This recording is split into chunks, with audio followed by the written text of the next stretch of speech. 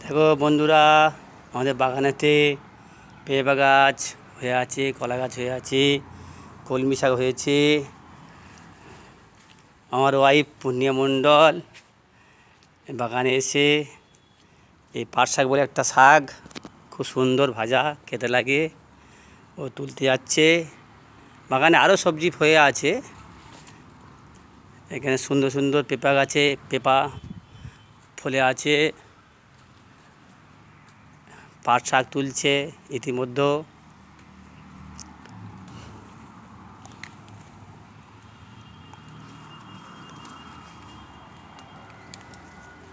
ঢ্যাঁড়স, কিছু কিছু ঢ্যাঁড়স হয়ে আছে গাছেতে। হাই বন্ধুরা, ভালো আছো?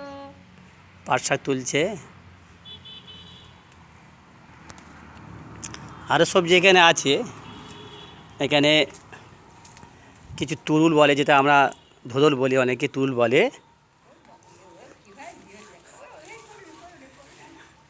তুরুল হয়ে আছে। কলা গাছে সুন্দর সুন্দর কলাও হয়ে আছে।